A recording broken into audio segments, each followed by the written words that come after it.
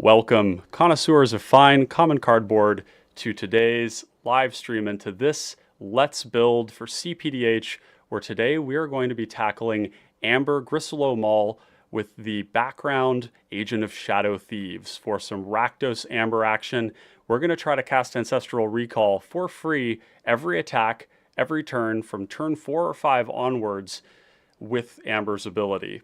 We're going to be doing some reanimation. We might be doing some mass discard. We're going to be doing madness, unearth, encore, all the good graveyard things that you all are familiar with in common. And today, just for shits and giggles, I've got a couple of friends here in chat who are just over in Lawbert's stream. If you are unfamiliar with Lawbert, Lawbert is a content creator and an editor for great cPDH and PDH content over on YouTube. So make sure to go check that out. They were just doing a live streamed game with some community members. 2 great games, in fact. So, and I have them here. I've got Lawbert, I've got Christian, and I've got Wales, who were just in the last game.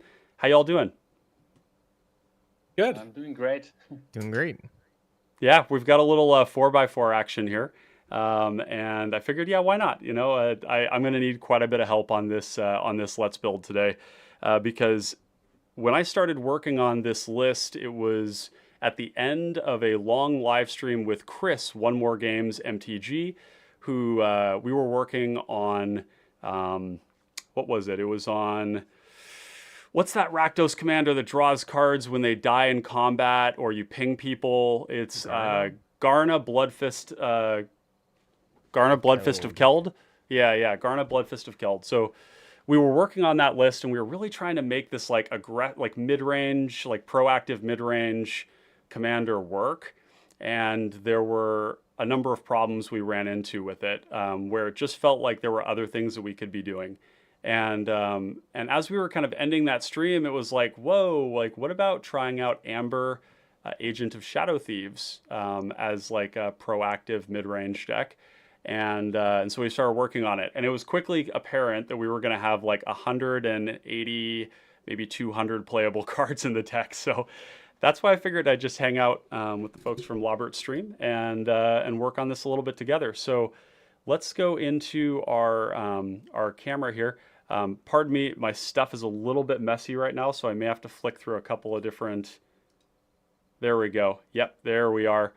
So, there's a lot of things going on here, and I've done some cutting of things, but we're still at 132 cards, and we have another 23 cards in the sideboard. We have another 52 in considering, so yeah, about 200 cards in consideration, because there's a lot you can do with this commander. There's, suspending cards. There's putting them in play. But let's first focus on Amber and just get a good sense of what's going on here. So Amber is a 3/3 for 4 with haste, legendary dwarf cleric, mostly irrelevant in those typings there. Whenever you attack, you may discard your hand. If you do, draw a card for each player being attacked. Now, the reason we're trying Rakdos is because in the past, people tried Boros. And the focus of the Boros was to make sure that we drew the 3 cards. So you had Boros for Veteran Explorer, and Veteran Explorer says you're going to make attackers, basically.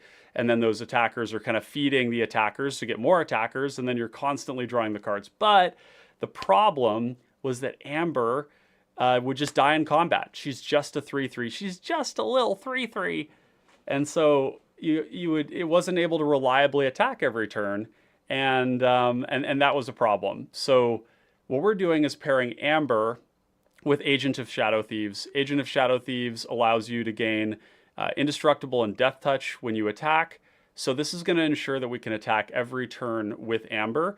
And being in black opens up a lot more graveyard-centric stuff. We do lose what we gain in white, which is a bunch of reanimation spells. Breath of Life, False Defeat, Resurrection, Late to Dinner, that kind of stuff. But we do get Dread Return and Summon Undead, and we unlock a lot of Unearth, Encore type stuff that's just very, very good. So I'm excited about this commander. I think that there's a lot of potential here.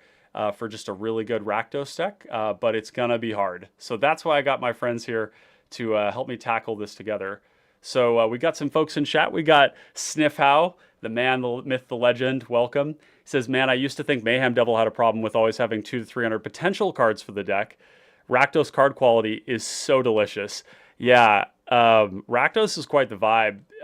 Oftentimes when you're in mid-range, you're just like, what great cards do I cut for these other insane cards? And so, yeah, when it comes to removal, even it's just tough, deciding between things that hit people in the face versus things that kill people.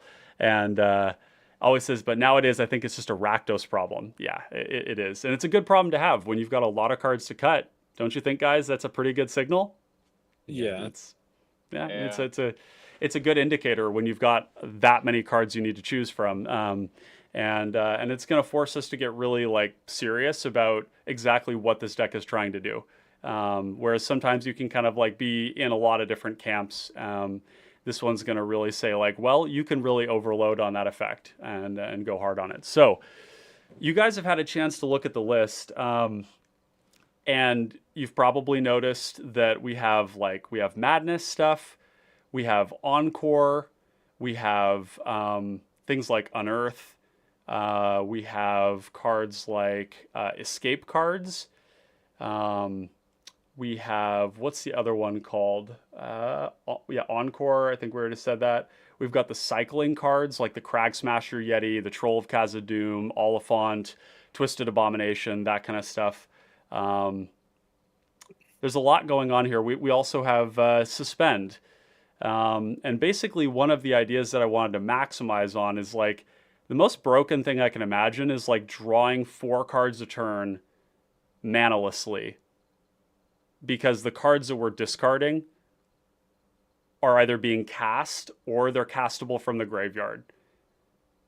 And so what we have currently with this list is a starting place where the idea was to just put every card that had Madness, Escape, Encore, Retrace, whatever it was, into the deck so that we could start from there and then figure out what it is we want to do. So when you guys look at this list here, is there anything thus far, because we haven't culled anything, I haven't done any really removing of anything, is there anything that really sticks out like a sore thumb as being something that we don't really want to be doing amongst what we have?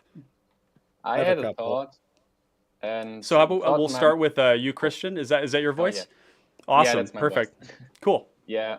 There was just a thought in my mind, and that was when we're discarding the cards to the ability from Amber, then there's no real difference because we are not cycling them through like these kind of artifacts.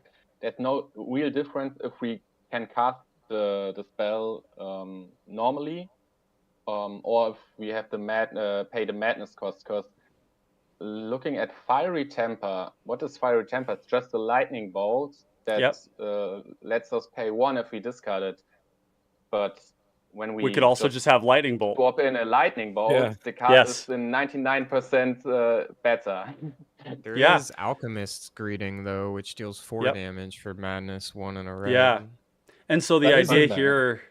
Yeah, we had Alchemist's Greeting. I actually just cut that one. But this is like a really big question, and this is one of the reasons why I'm excited to have you guys here, is because are we just casting the cards, or are we trying to use the looting element of it? Because when I've tested this deck just by goldfishing it, we cast so many spells per turn when you get to like turn 6 and turn 7. You're hitting every land drop, you're casting all your spells, you're unloading your hand. It's just like the river keeps flowing, right? So do we, the question around Fiery Temper is a really great one. Do we need to be discarding this card, or should we just be casting like a Lightning Bolt, right? And the idea is there that when we discard the card, we're casting it still, right? So we're getting the value out of it. But in this case, we're not gaining anything because we just play a Bolt, right? Mm-hmm. So that's a really good cut. Is there anything else that's like that? Like maybe the Madness only belongs when it's heavily discounting something, like Hellmongrel or Scophos Reaver. The Terminal Agony, there's the removal spell that does exactly that. Terminate? Yeah, Right. terminate. So the question with terminal agony is, I think, the same thing, right? It's not actually discounting terminate at all, because we could just play terminate, and then You play terminate. both. Right. So we could play both, and then the idea is that if we so the problem with terminal agony and the problem with madness cards is that they need a madness and they need a discard outlet, and if our discard outlet is mostly amber, then we're time restricted on our spells. And the most broken uses of madness are not really like recovering the card, but it's like breaking the timing on a card. It's like casting Hellmongrel at instant speed Yeah. or Reckless Worm or something like that. So terminal agony, if we draw into it off of the trigger, it's awful because we can't hold it up during the next turn cycle, whereas we could with terminate, right? So this feels kind of cute, right? Like it's like kind of a meme, whereas like terminate would be the competitive thing to do, right? Mhm. Well, you've already Okay. talked about like 3 single target madness spells, right? Like Terminal Agony, Alchemist Fire, and the 1 mana one, which I can't remember. So like they do add up to at a certain point where it might be Right. worth considering a different line. Mm-hmm. Yeah. Yeah, to be worth it, you would definitely have to have a lot of discard payoffs, and I think we're cutting packages at this point. And Yeah, for sure. Madness is also So what you do when you're mono red and you're desperate for card advantage. We that's have right, black and exactly. amber gristle. I don't think we're that desperate. Totally. And something that that you guys all brought up actually when we were in the lobby and when we were talking about this is that one of the ways that we cannot lose the card but still have access to it when we need it is permanent based effects. So Executioner's Capsule, Pyrite Spellbomb, Seal of Fire, Seal of Doom, those kinds of things where we can run them out, and they're basically, that is a way of making Amber a draw 3, is you can either have an empty hand or you cast the spells that you discard, right? Or they're castable from the graveyard, or we suspend them, right? Or foretell them or something like that. Ooh, I didn't think about foretell. That would be the other one, right? Yeah, I was gonna say Um, foretell and adventure. oh, an adventure. Oh boy, see, this is what I'm talking about. This stuff is like 9,000 IQ to try and build this correctly, right? Um, are I any of just these built even Shardless good? Agent myself, so I'm like in. That's what I'm just looking at too. Yeah, yeah. I'm in And that then we've mindset. got Sniffhouse says this could take the same direction as Azra Oddsmaker, where instead of relying on Azra for the discard madness trigger, we just run a bunch of discard outlets instead. And we could do that. There are going to be passively some discard outlets in the deck just as is, but I don't think we want to focus on madness so much as we just want to focus on turning Amber into draw 3 every time. Whether we're Yeah. casting those spells before we draw, so we're empty handed and we're just discarding nothing and then drawing 3, or whether we're the time where we're going to want madness is when it's discounting the cost, right? Like Scophos Reaver being a 4/3 for 2 mana is why we want to play a card like that, right? But like leaning into madness just for the sake of like playing madness is not, I don't think, where we want to be. We've got Psionic Panda says, does adventure work? Cast it from exile. Absolutely, Psionic. That's a great point. And by the way, welcome to the stream. I don't know that we've seen you before, so glad to have you here. Adventure, actually, the folks in this lobby here just brought that up as well. Could lean into flashback as a possible. Yep. Flashback is another one. So basically anything that casts it from the graveyard. But generally speaking, I want to like most of the time be discarding stuff that I can cast or do something with. Spinning Darkness. Yeah. Spinning Darkness is another one that we could have because we're gonna have lots of stuff in the graveyard. Demon Bolt seems pretty good. As just a card that we can like foretell out of our hand pretty cheaply, and then it's like a 1 mana instant speed flame slash. The Dwarven Reinforcements is kind of interesting because this is giving us bodies that we can attack with, like 2 of them, but they're not like evasive or anything, so they're kind of like do nothing in a way, right? The Skull Raid, what do you guys think of that? Like targeted discard type stuff. Sorry, I'm having to look these up. 'cause of Hasn't the been delay. tested. Yeah, actually, here, what I'm going to do is let me do start virtual camera, and then I'm going to share it with you guys so you guys can watch what I'm doing from Discord. Okay. There you go. Bingo. So then you I can like- see exactly what I'm looking at. So the idea around like targeted discard being that like I don't actually want to discard the card from everybody's hands. I want to take one person and like discard all their cards, right? Like take the combo player and say like choose between your interaction and your combo cards. And or if we're into the late game, then I can like if I'm in a 1v1 or a 2v1, I can take the player with maybe the fewest and make them have no cards in hand or something like that. Like I could see A hard Skull time Raid believing being that's like the best we could be doing in the slot. Yeah. Like a Right, card where like- no one is playing. It's not like Yeah. the synergy's that strong. No, it's not. It's not. And Psionic says, never made it to the live streams before. Why would Adventure work? If you discard it, you cannot cast it from the graveyard. Right, Psionic. But the way that you would do it is that Adventure is like 2 cards in one. So if you use it, it's going to go into exile, and then you can discard your hand, and then you're not like, but you've still got another card you can cast, right? And Adventure cards have bodies on them, and the bodies are helpful for ensuring that Amber continually gets the trigger. So that's one way to do it. Too. Yeah, big bodies, Usually. exactly. So then how about this? Why don't we say, like, let's get rid of Delirium Skeins and Mind Rake, these, like, symmetrical effects. I think they kind of suck. Skull Rend. Skull cool. Rend, I love this card, and I wanna use it, but Skull Rend and Breath of Malphagor are 2 cards that, like, occupy, like, a silly place in my head. But I don't think they're right. The reason Skull Rend is so appealing for folks who don't know is that it's at random, but it is hitting everybody, and mass discard doesn't really play out the way you think it does. Like, I don't know if you guys have been in games like this where somebody's like mass discarding and then the combo player's like last cards in hand are like freed from the reel or something. And you're just like, they combo off and they win. Like, You could play him to Turok. Hymn to Turok Target. is a great card. Yeah. That's a card that does not see a lot of play, but so like Tassiger's Cruelty can go, Liliana's Spectre can go, Mind Stab could stay. So like, is Mind Stab just like flat out unplayable though? Like if you draw it off the top and you have to pay 6 for full cost? Like if it's like so turn Spectre 7, is different. The deck wants evasive it does. little dudes. Could we do better than that though? Like there's a red 2/2 that's got Intimidate for 3 mana, just doesn't have an ETB. I think Liliana Spectre is good enough. Like it's just like a very good card. I don't know that I value the ETB that much because it's kind of like in that same direction of like mass resource denial, but it's like the rest of the deck doesn't really do it. Like we're not even playing Siphon Mind.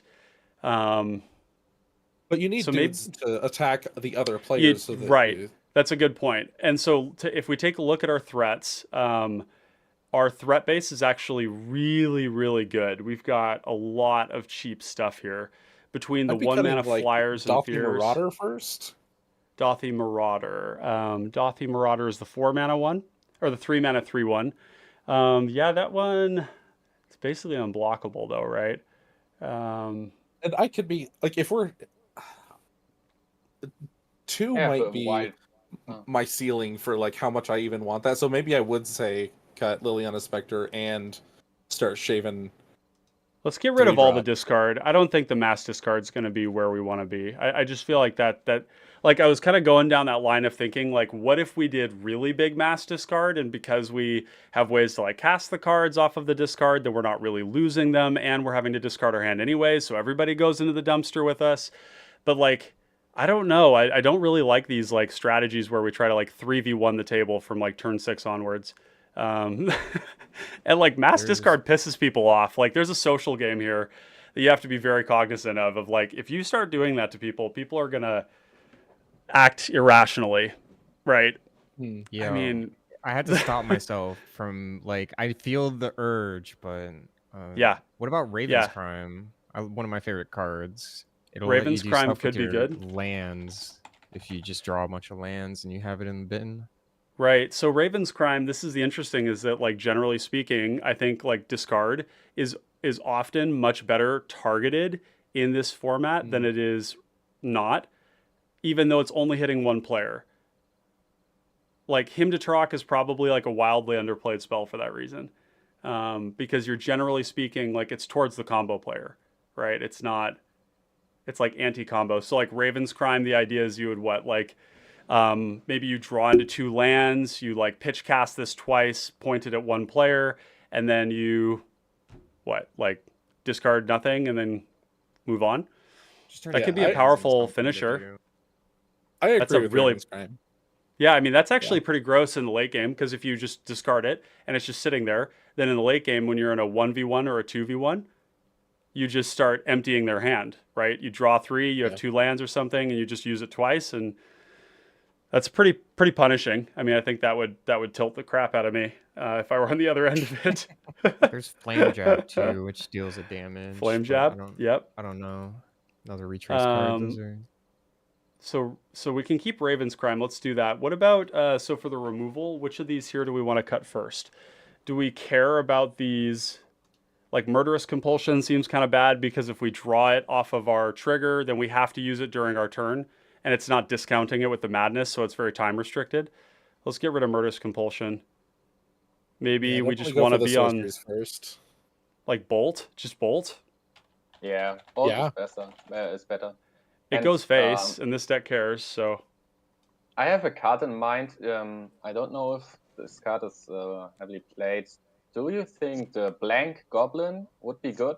Because it's proactive. You can play it, and in worst case, play your commander 1 turn earlier. The one that makes mana for Yep. each letter, and this one. If you run Seething Song, Blank Goblin is a better it's already Seething in the list. Song. Okay. So Well, I just added it when you brought it up, so okay. it was not in the list. No. So yeah, this is like one of the things that I was thinking about. You can see that I have Seething Song, Mana Geyser, Cabal Ritual, and Dark Ritual. The idea around these cards is that because we're discarding our hand. Well, first of all, the deck is very mana hungry, right? I don't know. They're probably not right. I mean, I was gonna say just- cut Mana Geyser for sure. I was Yeah. gonna ask you why it was in there and then say cut I- it, but yeah. yeah. I So don't these know what cards it's were. doing. Yeah. The problem with these cards is that if you do have cards that you need to have mana for to Madness, you can't move into your combat step with that mana. It's all going to go away. So I think we can cut all of these. Dark Ritual is somewhat appealing because, you know, That it one's could, special. yeah, that one is special, right? I mean, the other Well, option too is we have all these cheap creatures. There's also like Culling the Weak. But I don't know if I want to be sacrificing my attackers when they're what's turning on my Amber ability, right? Right. I agree. That's I like figure setting we- yourself. That's like going backwards a little bit. It's like going back. Yeah, it's going backwards, right? Sniffhouse says I like Mana Geyser in slow decks where you can hang back and eventually fireball somebody. Oh, okay, so like a finisher, or maybe like the TPI deck that run Riches to Rags for big mana plays and stuff. For Amber, I like faster mana things like Dark Ritual or Cabal Ritual. Cabal Ritual could rapidly become good, but it's bad if you. So I part of like the idea.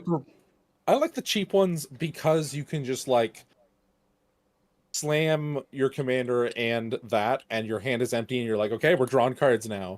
But That's they're that not was the good once you thought. start going off. Yeah, that was the thought around the rituals, is that we use them to get all of our stuff on the board like in one big blow. So like if everybody's all tapped out, as they often are on early turns, we use that. We get all of our stuff into play. We get our Agent of Shadow Thieves in play. We get Amber in play, and then we have no cards, but it's okay. They're okay to play if they're a one-time use, right? That was the thought. But like, I think with them being like halfish good, I think we're not on halfish good cards right no, now. we're on like insane. You're totally right. Like, I've got yeah, these another cards that good we're talking ramp about are card. strong. Some there's like the 2 familiars that might be worth considering. 'Cause you're Ooh, drawing a lot of so cards. that's a That's a great good call. idea. So Nightscape Familiar. What's the other one called? Thunderscape.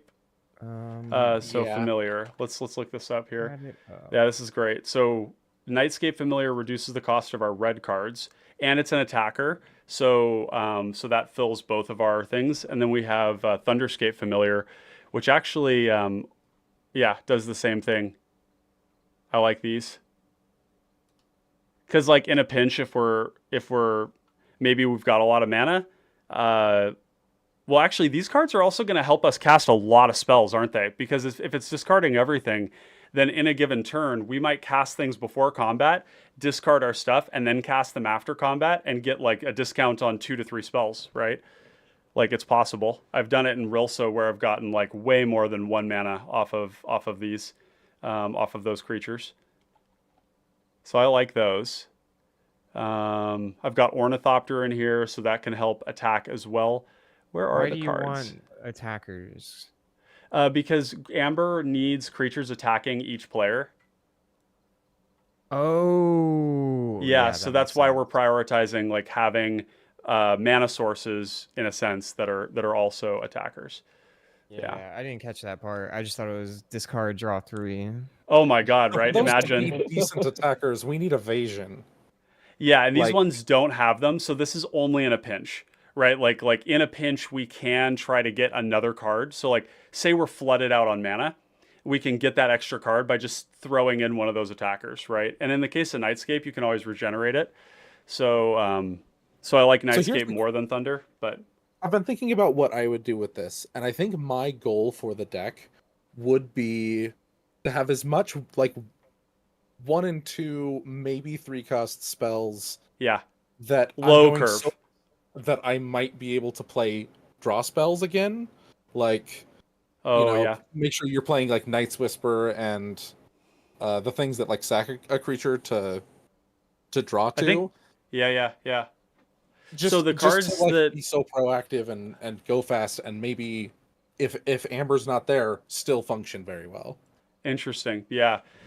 So one of the things that, one of the reasons why Chris and I started looking at this at first was actually because when we were comparing, now I'm remembering how we came onto Amber. So when you're playing Garna, Blood Fist of Keld, you get pulled in a lot of directions. You're kind of like, you're a 4-mana commander that dies to Bolt.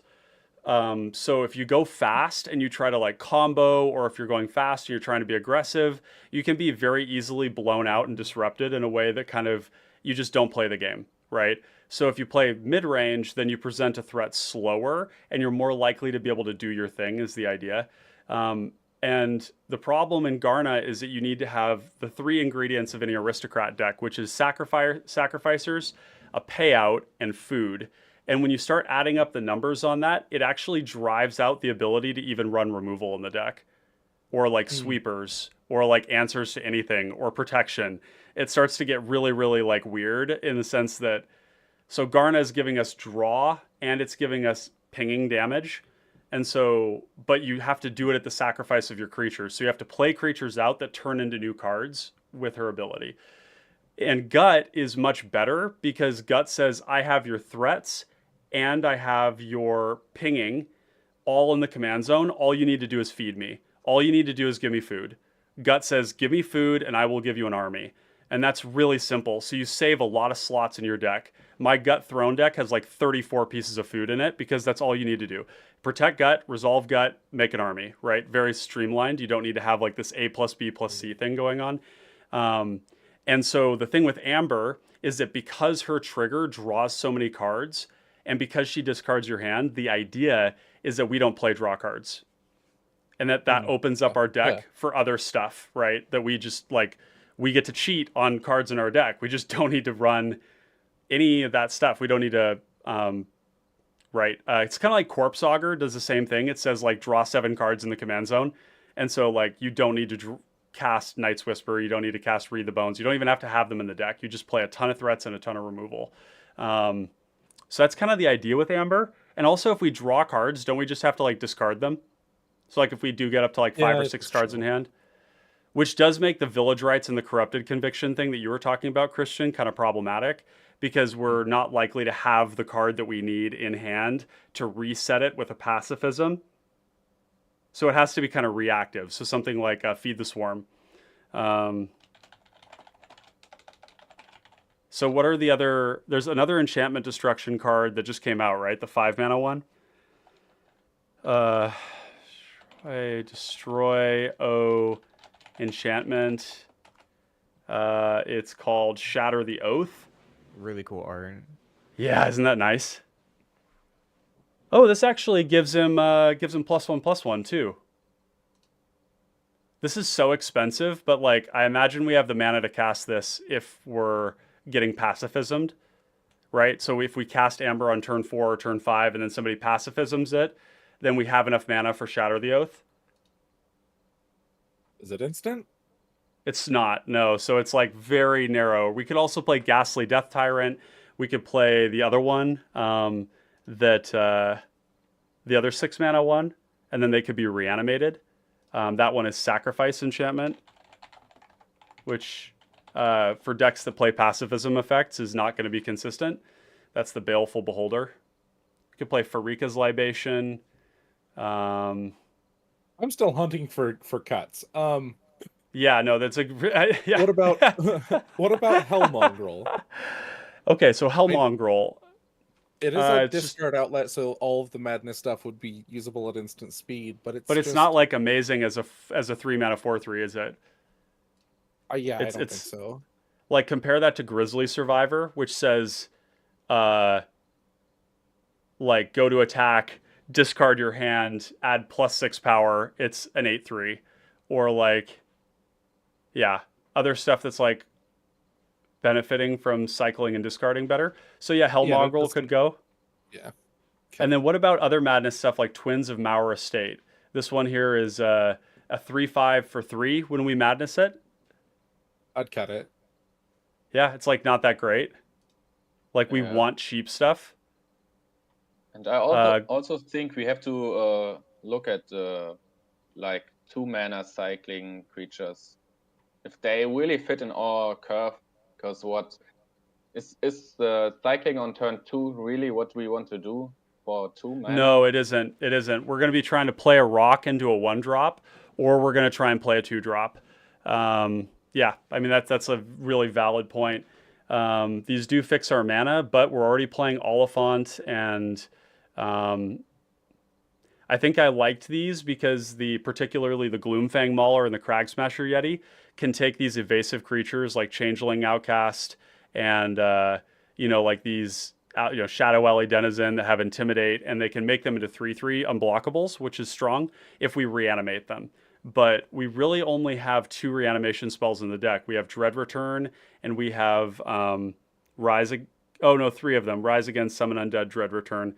Which, like, even that, like, these are 5 mana to bring back a creature. It's like It pushes a ton of really mana. far into like very late game mid range strategy. I mean, we're not discounting the creature with this at all. We're basically using this as like a 1 mana draw spell. Like take this Yeah. card and swap it for the one in the graveyard, which isn't amazing. These allow us to be more free with the cards we discard.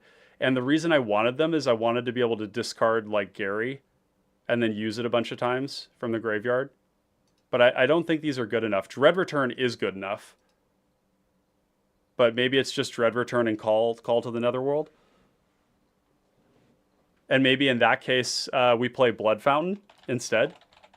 Because Blood Fountain can act as a discard if we in a pinch, but it can just get the Yeah. cards back and it's on board, right? We play it out and then Yeah. it's usable. So like permanents are a big theme of this deck, aren't they? Like permanents that you can play out and not have to discard, but you retain the card, right? Like you still have it. Okay, so then should we cut Gloomfang Mauler and Yeah, Twisted definitely. Abomination? Okay, and then Crag Smasher Yeti. Dark Withering kind of feels bad, right? Like Yeah. it is 1 mana. It's like 1 mana Doomblade at sorcery speed, but if it's not at sorcery speed, it's unplayable, right? I don't like the time gated stuff where it's like you have to use your removal like now, because if we draw into it after the discard and it's like a sorcery speed, destroy a tapped creature, or 6 mana instant speed destroy a creature, that's not good, right? We just play good removal, Yeah. and then if we have to discard it, we use it instead. I mean, actually, when you see it from this point, we are maybe not discarding anything, but playing the interaction during our opponent's turn, and then when we coming to our turn, we have Yes. 0 cards in hand and draw 3 during our turn. And Yep. That's, I think, the game plan that we want to do. Okay, good. Yeah, that's a really that's a really insightful thought there. Okay, so in terms of the cycling creatures, in any deck I ever play, I will always play the 1-mana cyclers. So we do have Oliphant and Troll, and I think they're going to be very good. Like just like in any other format, like going turn 3 Troll or Oliphant off of a 2-mana rock is just so strong. Right, like 2-mana rock, and we also have Dark Ritual, so we can turn 1 cycle this, find our land, turn 2 land, Dark Ritual, Dread Return, and just have a turn 2 Troll of Khazad-dûm. I really like Dark Ritual for that reason. So yeah, there is that. So is Ulamog's Crusher still good if we're considering I like cutting the some... idea. Well, I mean, if we only have 1 reanimation spell, maybe that's why I had Summon Undead and the other one was because of Ulamog's Crusher, but that feels really bad. It's like A plus this 1B, and it's like that's the only one. I don't think that's very good, is it? Yeah, I think it adds a lot of variance. Like, we're probably not casting this card. Like, do we just have better, more efficient things to do? It kind of seems like it. The deck just wants as many evasive little derps, I think. Yeah. And that's one of the reasons I'm excited about this deck is that I've been building for the last 4 or 5 months almost entirely around these really efficient, evasive creature decks that are super low to the ground, even in my mid-range deck. So I think I just recently built that old Flitterfang, and I just have Changeling Outcast and Tormented Soul, Dothy Horror, and Dothy Slayer in the deck. And when you're playing Cranial Plating, just like having these cards come off the top from Throne of the Dead 3 or just playing them out, like they give you complete control over the initiative of the Monarch. They allow you to break board stalls. They're just really strong. And this deck says play all of those, right? Like, and more. It's like play all of the 1 and 2 mana creatures that are evasive. Okay. So what other top-end stuff can we cut then? We're not cutting Gary, because that card is just really good here. Horror the Broken Lands. So the idea here is that this is just a draw spell, but if we put Horror in play and we discard our hand with Amber... You don't want to discard your hand. You want to play your hand. You want to play the hand. That's a good point. So yeah, so that this can go, right? Yeah, that's a good point. That's kind of like a leftover. Yeah. And then Pitiless Vizier, I'm pretty excited about this one. Whenever you cycle or discard a card, it gains Indestructible. Just an Indestructible 4/2. 4 is a lot for Indestructible. It's a lot for a 4/4, right? And what's better than Indestructible is just not being able to be blocked, right? like flying or shadow or something, right? Like, so maybe that's not where we want to be. I agree. Okay, so let's get ruthless about it. We're actually making good progress. 118 cards. So let's get Feed the Swarm under removal. What other removal spells do we have that are bad? Like, is Terminal Agony bad? It is just Sorcery Speed Terminate. It's really bad. Yeah, right. Would play Terminate 10 times out of 10. Oh yeah, we definitely want Terminate.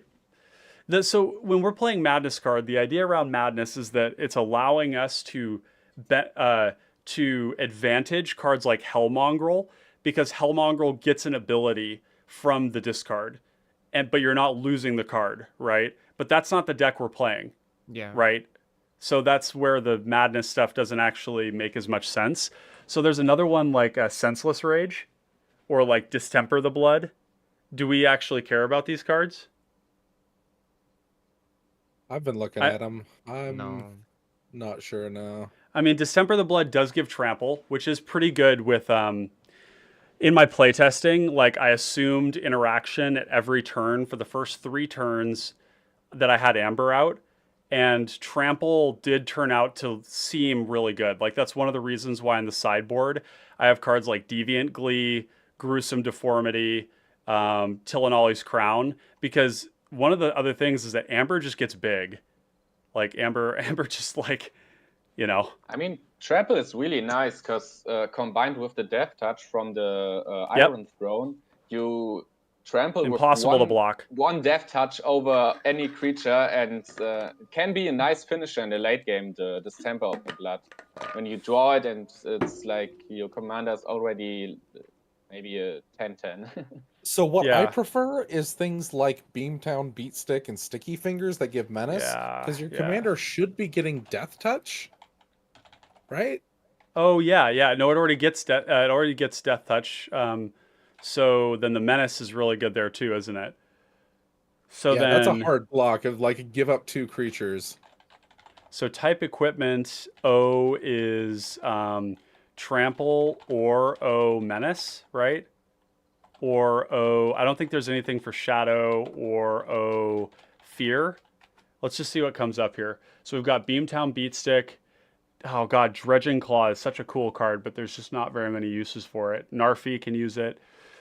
We've got Gimli's Axe. Haunted Cloak is amazing. This card is so strong. Oh, Lightning Spear is great. Because this actually is just a lightning bolt in play, right? Hagra Constrictor. Oh, that's a great card. Good recommendation, Sniffhow. Yeah, Vorak Battlehorns. Trample can't be blocked by more than one creature. So some of these are quite good. Like Haunted, these are probably worth playing, right? What about Sticky Fingers? You said that was one that you liked too? Yeah, nothing wrong with the Sticky Fingers. Yeah, it's so cheap, right? Hagra Constrictor, though, this is a great one. Hagra Constrictor, it gives every creature that has +1/+1 counter on it menace, and it itself has +1/+1 counters. So this one will give our commander menace, which is great. Okay, so I'm starting to feel like these madness cards like Senseless Rage and Distemper are not where we want to be. Yeah. These are in the category of cards that want to be paired with a discard outlet where you're getting value from discarding at instant speed and some sort of thing, right? But we're not doing that really. Okay, so that's good. Underworld Charger, this is starting to feel kind of anemic. Like it's kind of expensive, is I guess what I'm trying to say. Like 5 mana to like cast a 5/5 out of our graveyard is not generally in playtesting something I wanted to do. I usually had better things to do with my mana. So you're going to be pretty defenseless. This deck just goes sideways. And having a creature like the one dude I spent all my mana on can't block is going to get you destroyed, I think. Let's get that out of here then. Yeah, good point. And then Sniffhouse says, I definitely run Sticky Fingers and Beamtown Beatstick. Both are pure juice. Yep, I think you're right on that. Do we also want to put Embercleave in the deck? long silence. I'm Googling. Oh, that. Let's see. This would be a great I don't know Embercleave that deck. card.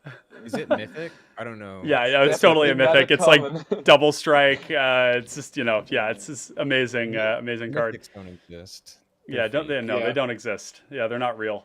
Okay, what do you guys think about the Delve cards? Shambling Attendants, Sultai Scavenger, that type of stuff. Like, because we're filling up the yard, so like if we have them in our opening hand, they're going to feel really bad, right? Because we don't have cards in our yard, and we won't be able to make the attacker. We currently have 50 creatures, so like cutting creatures wouldn't be like terrible. Yeah, if we are cutting creatures, I mean the card quality is everything, and there are these one Delve creatures that are like maybe medium good, and the ones that are pretty good. I mean, there's a couple with Death here. Touch for 6 mana, I would run almost definitely. You would run that. So like how good? So are we happy casting this for? So it's 7. So if we have 3 creatures in the graveyard, it's 4 mana. Are we happy with a 4 mana 5/5 Death Touch? It's okay. I mean, there's definitely a possibility that this is like still very expensive because like we're not actually doing a lot of discarding of stuff. We're just like emptying our hand and then drawing cards, emptying our hand, drawing cards, right? So this deck is basically saying all gas, no brakes, just like hard, keep throwing stuff into play, keep running it out. whereas Yeah. we're not discarding the creatures, right? So I think Writhing Necromass and Shambling Attendants are starting to feel like they could be a liability. Sultai Scavenger is only 6 mana, so it's the cheapest. It's the cheapest one. It feels Oh, I on don't even have theme. Gurmag. What's that? You have Gurmag. I do? Your Gurmag is 2 cost. You have it listed as a 2 cost, so it's down there a bit. Yes. Okay, so this is. I wonder why I did that. I must have had a thought around that mostly being a 2 mana card. Whoa, Sniff's going crazy here. Ho! Okay, so what do you say here? I always start Blacklist with the Charger and it never lasts long. Yeah, I'm in the same boat. I used to like Charger a lot, but it's just the card quality in Black is too insane. There's too many good cards. Every Black deck starts with a base of like 150 great cards you can play, and you just have to decide which ones you want. You said keep them in the maybe board for now and see what the curve looks like later, and then add them depending on whether you can easily dump your hand. Yeah. Okay, so I feel like Necromass is not going to work because it's only creatures, whereas these other ones say any card. Yeah. Maybe Shambling Attendants is just way too much and way too bad to be like So even the more comparable. delve cards you play, the worse they get. And Yeah, Yeah, Shambling you only want a Attendants, few. 5 is a lot. That's a lot. I count Harvest Pyre as well because it's not dope, but it's same. We can't do all of them, right? So maybe what we do is we just play good removal spells instead of like Harvest. Harvest Pyre is okay, but we're in Black. We can just play good Black kill spells. Like, let's get this shit out of here. We don't need these. So what are the? So like, I mean, Grasp of Darkness, like Victim of Night. Like colors might matter a little bit because we're just emptying our hand. So we might play like Terror and Doomblade instead, right? Or sorry, yeah, we could play Terror, Doomblade. I've been actually playing these cards a lot lately. I don't know about you guys, but like Black creatures aren't my biggest concern. Sure. Yeah. Ooh, what about Blood Rush? No, Blood Frenzy. Blood Frenzy. Yeah. Is this the deck that wants this card? Cast this on your opponent's creatures. That sounds fun. It does sound fun. I want to do it. I just never end up finding room for it because I just want to play stuff that always works. Speaking of cards that are fun and always work, the Impetus. Oh, yes, it's a permanent removal spell, right? It's going out and okay, yeah, and we can have a talk too about these Impetus cards. These are some of the best removal spells in the game. And like that's about as hot as a take as you're gonna get from me. But I genuinely have to consider if we've got a balance of like cards that kill combo creatures, like instant speed removal, and then cards that kill Dargos.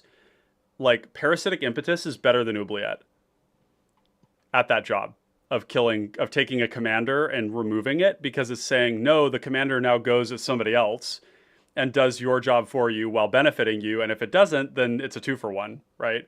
Or more. I mean, these cards are busted, actually. They're so broken. Better than Oubliette. I know that's a very hot take, but they can be, for sure. I mean, Shiny Impetus is just like ramping you. It's like the last game I played a what was it? I played one of the Impetus cards on a Dragon's Rage channeler, and it just ended up killing all my enemies and like giving me stuff. Yeah. It was awesome. It was like it made their 5/5. yeah, and it made it so that the person who had removal, who was tapped out, could no longer kill it because it was too big. Like it was so, yeah, it was very, very, very good. I had a Parasitic Impetus on them, and it meant that they were the only player that could put. You know, I was playing Glitterfang. I was gaining a bunch of life. I was controlling the board. The DRC was the only thing that could apply commander damage to me, and I said, nope, you're going to commander damage everyone else. It's awesome. Cue the maniacal laughter. What What do you want? Okay, so Oubliette? Is Oubliette already in there? Is that a thing you want? it's not in there, but we, I don't see any reason why we wouldn't play it, right? Like it's doing the same thing. I wish we had more red cards that like did this impetus thing, right? That like did like a powerful like goaded forever card. We Oh, don't yeah, have a whole and lot of these, right? Goat is in Black's color identity too, and red, so maybe they'll come out Maybe with more in the future. Yeah. Yeah, it's a fun cPDH mechanic, stonks. and it sounds like the play design team likes it too. They So like it, yeah. Demon Bolt was another one we were talking about, right? As being a Fortell card, yep. as a possibility. Oh, what do you guys think about go into the sideboard really quick, okay, and start looking at these ones because there's a lot of weird shit in there. Bestial Fury. What do you guys think of this one? That's the menace. No, It says if your creature attacks and is blocked, it gains trample and +4/+0 until end of turn, and you draw a card at the beginning of your upkeep after it comes into play. It's an aura.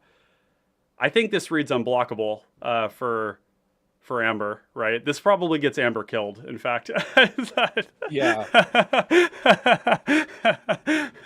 do you want the not haunted cloak, Whisper Silk cloak? Is that in Whisper there Silk already? Cloak would be so sick. It would turn off our Agent of the Shadow Thieves, but I don't think that matters too much. Whisper Silk Cloak will get our commander killed if we play it early, so we will be sandbagging it, and we can't sandbag it if we're having to run out our cards every time, right? Like I always sandbag Whisper Silk Cloak because it, like you talked about this, Lobert, in your protection video, like sorcery speed protection. Yeah, So what? It's- How does Whisper Silk Cloak turn off? Because you can't target it. Agent? It What's doesn't- targeting? Oh wait, no, it's Yeah. never targeting. No, whenever this creature attacks a player, put a +1/+1 counter on this creature. So it doesn't actually do that. It just gains the ability that it like Yeah, gets bigger, has but it doesn't target it. It Oh. turns off your indestructible spells, which means you like weak to board wipes. Right, but then I can just discard them, right? But you're And the board gonna wipes grow, probably don't kill too. Amber. Yeah, so yeah, Whisper Silk think Cloak that's a might be non-issue. good. And I mean, Yeah. you can resolve the trigger and the combat first, and then equip it after combat, so nobody can destroy your It is a Ember lot in of reaction mana. to the equip. It's a lot of mana, but it does like permanently secure our thing, right? That's always Whisper the Silk- logic. And then you And become then- arch enemy for like a priority phase, and then you're way behind. Would you Yeah, rather yeah. This play is That's Bestial my Fury experience. the or problem with Whisper the. Silk? I'd Yeah, rather have that's Tavern Brawler. Oh, Tavern Brawler is very good. Yeah, and in fact, any draw spell that's allowing us to put cards in exile, they don't get discarded. So like Reckless Impulse and Ren's Resolve might actually be kind of good here, right? Because they're essentially they're growing our hand in a very splashable color because it's black. You just pay red and colorless, and then you're getting those cards till your next turn. Tavern Brawler seems great too. Here's the problem, though, about adding Tavern Brawler. 126 is the number of cards in our deck. That's a good. I- Yes, yes. This is not our problem. This is we have other problems right now. Okay, so let's so maybe we just cut the Shambling Ghast and the Sultai Scavengers. And actually, if we're cutting those, maybe we only play. So let's cut the Attendants, definitely. We're not going to do 7 Delve for that. Yeah, But Gurmag those other Angler, two, I like that the other one has feels like what flying. we're doing. Yeah, it feels like what we're Yes. doing, totally. Yeah. What did you guys think about the Suspend, the Corpulent Corpse? We could play it on turn 1, right? Suspend it. If it comes off, in the late game, then we might be able to just hard cast it. But in the mid game, it probably just gets discarded. Or actually, no, we just suspend it, right? So that was kind of the idea with Gargadon as well. That basically So these it's- suspend cards. If it's in your opening hand, comes out on turn 6. If it's not in your opening hand, it probably comes out maybe on turn 6. So about the same. Yeah, They're kind of and weird. They're kind of weird, aren't they? Yeah, I mean, on they're a turn lot 6 more isn't balanced bad. than they look. Yeah, they are. Yeah, they're very slow. The question is if we have the time to suspend a Gargadon on turn 2. I don't think we do, right? Because we want to play an actual creature. I mean, if we have an actual creature in hand and we would rather play the actual creature and then we would discard a Gargadon. Yeah, I think you guys you're helping me answer that question. I don't think they're what we want to do. Yeah, like if we have, because if we think about it this way, if we have Amber on turn 4 and we're saying like, see, no, it's really turn 5, because if it's on turn 4, we're discarding the Gargadon, right? We don't have mana to go 2 mana Gargadon, cast the commander, loot our hand away, right? The first hand is always forfeit. We just want to unload it as fast as we can. So, and we do want to just be casting creatures on 2.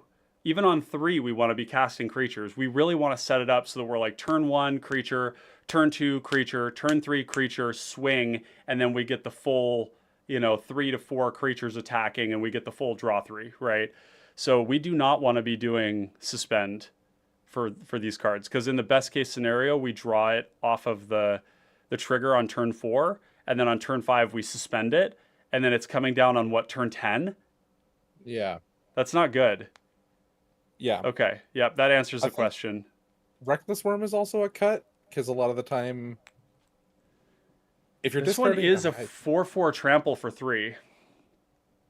That's actually a good rate. A lot of the time, it's a card that you just discarded because you weren't able to play because, I don't know, you needed to recast Amber that turn, or it could get you have stuck other in things hand to worry about. I think we can have a 100% like all of these cards are good turns 1 to 3, and yes. the deck transitions by just having lots of them. We don't need to worry about things like that. That's a good point. So like the question would be there, like, and like all these evasive creatures, man, they add up so quick, don't they? You guys have probably played games against these sorts of decks that have a lot of like really cheap creatures.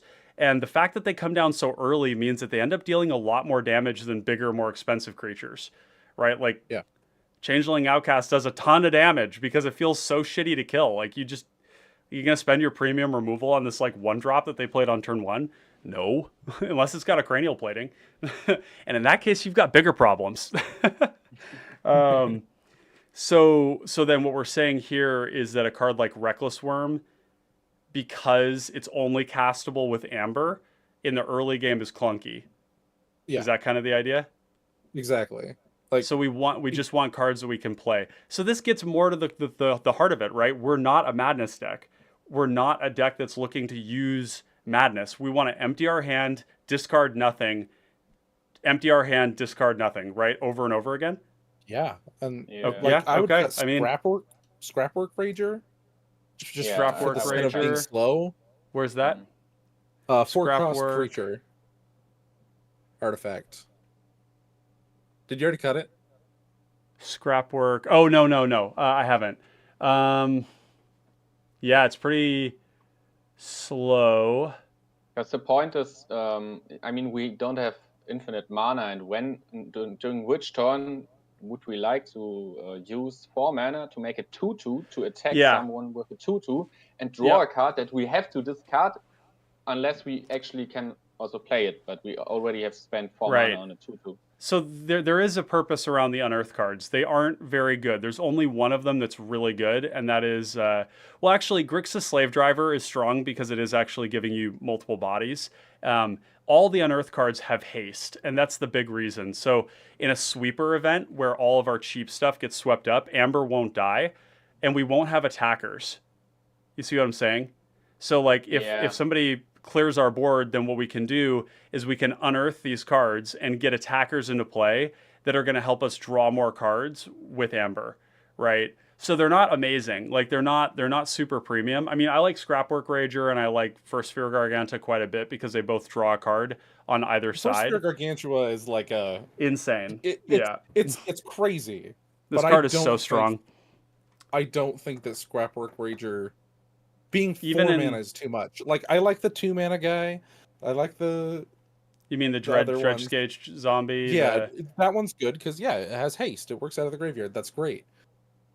But if you want to solve that problem, put in Haunted Cloak or something. Another equipment that gives haste. Well, in that case, it's not Amber that's dying though. If somebody sweeps the board with like an Arms of Hadar or Drown in Sorrow, and they kill all of our little creatures, then Yeah, it's the not equipment killing is Amber. for the little creatures that you just Oh, filled your okay. hand with. Got it. Got it. So you fill your hand and then you deploy a creature before combat, give it haste. Yeah, that's fair Yeah. enough. I mean, then you could play like Boots of Speed too, would be another option. Because Amber is. So maybe the idea there is that because we have Amber, all we need to do is just get another creature into play. I don't know. I feel like that's one that I'm a little uncertain on because I don't. Like, especially like Grixis Slave Driver, like giving us a 4/4 haste and then leaving behind the 2/2 is giving us fuel for other turns, right? Like more attackers for other turns. Right, I'm just saying Rager. Yeah, just Rager. Yeah. Maybe Yeah. Rager is the worst of those.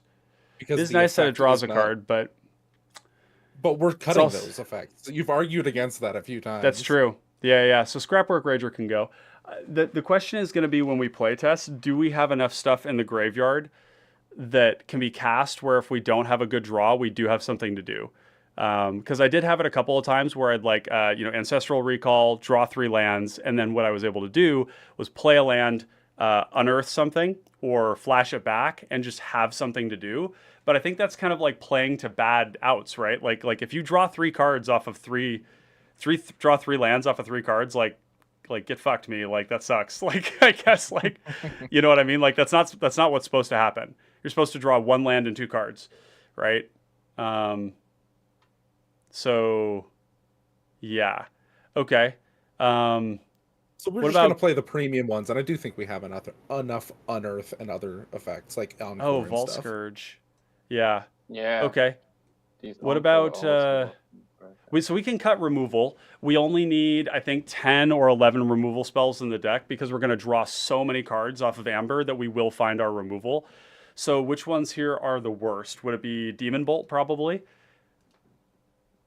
Like Seal of Doom? I mean, Seal of Doom does the sort of like sits in play and then we can use it later on. But it's like... I mean, The Fortell Seal of cards, you do Fire- end up spending a lot of mana, even if Yeah, it's over like- a couple turns. Yeah. Seal of Fire already kills most of the really Most combo relevant, creatures. Combo creatures, yeah. I So, think and that The we're deck the is better... pretty hungry for the removal, though. Yeah. Yeah, I mean, so part of the thing is that, like, we're the better creature deck. And so what I'm figuring is that our removal doesn't need to necessarily kill something like a Dargo. Because if they ever look at us wrong, we just kill them. Because they're not a go wide deck, and we are. They're not a go wide deck, and we are. And we can, like, line up blockers. I mean, shit, if we don't need to, like, attack with Amber, we can always just, like, sit her back, and she's going to be big, right? And just say, yeah, sure, swing your Dargo in, like, but I'm, going to be here to block it. Pirate Spellbomb. Pirate Spellbomb being, like, don't one of the like cards it? I like Pirates Right. Spellbomb. comes out very Check it out. cheaply. What about Oubliette's kind of Gorgon feeling like... Recluse? I know And that's it's- not. When you have Oh, something Oubliette, on board, maybe. I'm going to cut Oubliette. I don't think that's what this I'm deck fine with wants that. to do. The Impetus and the Shiny and the Parasitic do so much more than Oubliette in this deck. Like, Yeah. Yeah. So, like, then are we looking at... Here, I'm having a little bit of connectivity stuff here. Let's see. By the way, this is really fun. I'm glad. This is like a new format. I've never done this before where I've had so many people on the call at the same time. So thanks for joining me, guys. This is fun. Yeah. All this talking has me thirsty. You guys have the floor. I'll be right back. I need to grab something to drink. Oh no. So there were like, maybe one of them got cut, but they're like 3 mana, 3/1 shadow creatures or like evasive creatures. I'm not sure if those are worth the cost. I think I did ask him to cut the 3/1 with Shadow, and I was like thinking about like if that was One- worth it. One of them was gone on my last refresh, but Moxfield is not working with me anymore. It has betrayed me. Oh no, there's Dothy Marauder right there. No, that's still in there. Yeah, Dothy Marauder remains. unfortunately. Oh. But I think we can cut that, right? Just Is play it- like 1 and 2 drops. Small in the butt and die to sweepers. But they are 3/1 evasive. invasive creature does slap pretty hard. Yeah, I always underestimate that. Yeah. I mean, you know what kind of decks I play. 1 toughness Yep. does kind of scare me for 3 mana. Yeah. Yeah. Um, We have its weirder brother, like Trespasser Ilvec. What did you guys think of that one? It's kind of like the same card, except you yeah. have to discard a card to give it shadow. I let that live so that some of our discard spells could be instant. And I haven't brought it up because of that, but like we've been steadily cutting those. Yeah, right. It's no longer what we're doing. Yeah. Oh yeah, I cut Ovek. Yeah, Trespasser could probably go. This one's going to go into the sideboard, though, because I do think that these, like, 3-power unblockable creatures, like, end games really quickly. That's 10% of somebody's life total that they cannot stop every turn. And that break point is really strong. So I'm not sure that that's necessarily correct, but I think curve reasons are why we're doing that. I heard you mention Gorgon Recluse, and I think we're cutting this for the same reason that we cut the other Madness stuff, right? This is not a Madness deck. This card is awful in our opening hand. It's uncastable, completely uncastable. Yeah. Are you guys also getting problems with Moxfield right now? Is it really slow? Oh, Shoot. I just 400 error. It was giving me the same error. It took me like 3 refreshes to show the list. Okay. I think I know why this is happening. It's because last night I ported all of my decks over to Moxfield, and so this would be the day. Yeah. I saw that. I didn't know I thought they were just unlisted. I didn't know you were using something else. Yeah, no, I was all of my tapped out lists. There we go. I just deleted. And God, that copied takes over so much work, doesn't it? Yeah, and I copied over all of the like links in all of my video descriptions and converted all of those to Moxfield. Wow, that's a lot. Yeah, someone should automate that, and then we can get the pals list on Moxfield. There's like over 100 decks over there. Tapped out. It's so funny. It's like such an old site that kind of like died a long time ago, but a lot of people are still like have been hanging on to it. I've used 5 different deck builders now, and Moxfield is where like I ended up just being like, oh, this is where I want to be. Although Architect is pretty damn good too. I've been impressed with what that has to offer.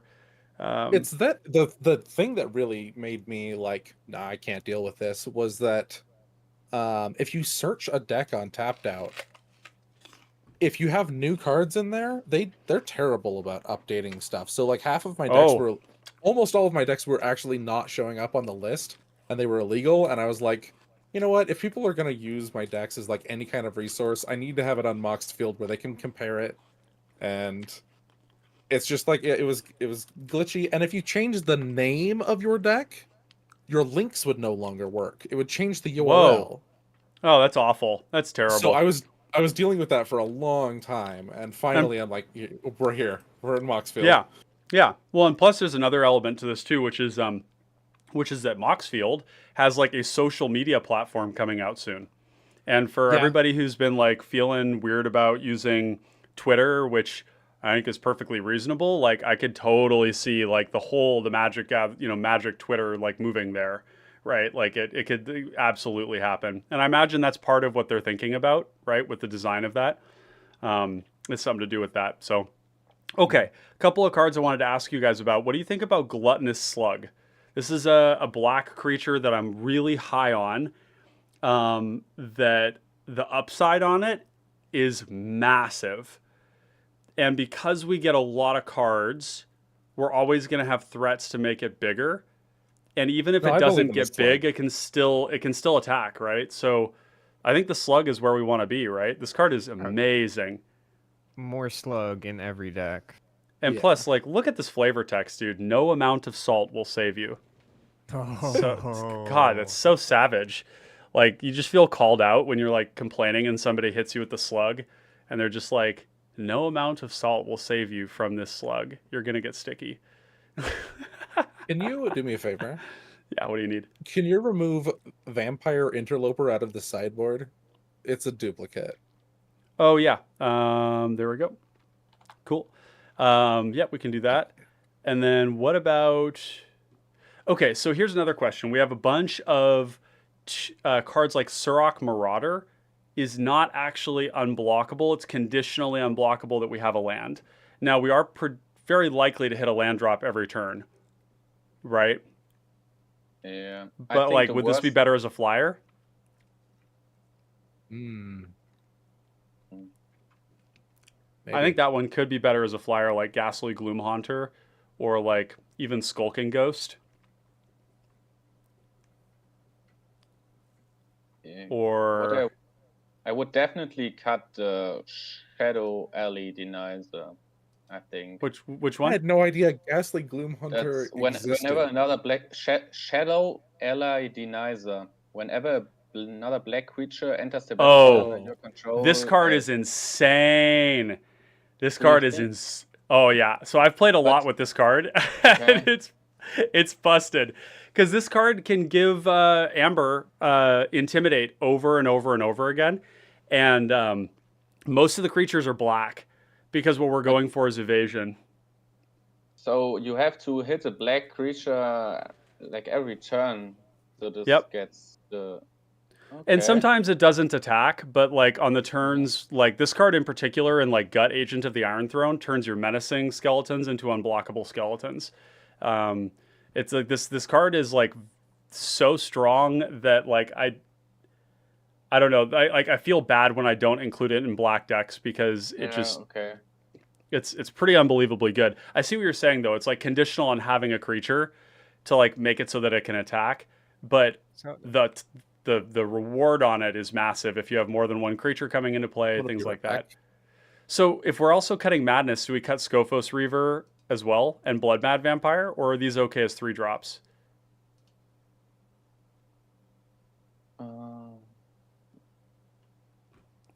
I think Sokophos Reaver is really good because what it's at the end of the day it's 2 mana 4/3 if you pay the madness for it, and yeah, it attacks for 4. It's really hard. It's a So very this one, efficient threat, right? yeah, it's just very efficient. Yeah. So that's the only question though about Scophos is that because we were cutting all the other Madness stuff, Scophos is like it's not really a 2-drop in the early game. So if we're really Yeah. focusing on making our opening hand functional, it's a 3-drop, which isn't so bad, right? If we go turn 1 1-drop, turn 2 2-drop, turn 3 Scophos Reaver, even if we're hard casting it, that's not so bad, right? I mean, Same we thing with Blood still Mad the Vampire. deck is the deck is still not built to empty the hand completely until you play the commander and Yep. discard something.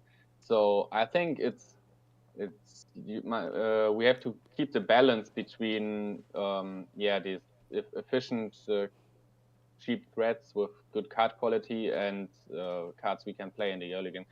So I would also definitely keep the Kitchen Imp because when we play it, the 1 mana flying hail for 2/2, it's just great.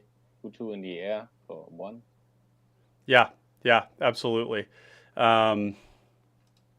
Yeah, actually, well, that's the other thing is that the Kitchen Imp, if it is in our... So here's the reason I cut the Blood Mad Vampire is that even though it's just a fine 3-drop, it is 4/1, which means that it's not likely to be able to attack more than once. Yeah. And so it is castable, which is nice, but it's not likely to stick around. The problem with the Kitchen Imp is that in the early turns, this is not castable. So it's only a 2/1 when it's not in our opening hand, and if it is, then it's really bad. So I think we do cut the Kitchen Imp, as much as I hate that, because the other thing is when we go to attacks, we can't even haste this creature into combat because Right. it's not in play. So cut that one. The Dregscape zombie, the 2 mana 2/1 Mhm. with Unearth. Is that? It's not very something? remarkable, is it? But it is like a hasty creature that comes out of the graveyard if we get swept. It is also just a 2-drop. It's not remarkable as a 2-drop. Definitely not remarkable as a 2-drop. Oh, let's cut Oubliette as well. We're already out on that. Yeah, get it out of here. Get it out of here. Nobody good wants against- that anyways. Well, what is Oubliette really good against? Mono red? I don't know. Like Oubliette is a good card, but it's like nowhere near as broken feeling as it used to feel, right? Like when we were playing a lot of combo meta, it like turned off somebody's whole deck. And nowadays it's like nowhere near that good. Okay. So now we're down to 113 cards. The sections that we're not touching here are, well, first of all, for lands, how many lands do we need? Probably like 35, right? I don't know. How many rituals do you have? Like 3? Just one ritual, One. dark ritual, and then 33 swamps, troll, Oliphant. So that's 35 lands. Yeah.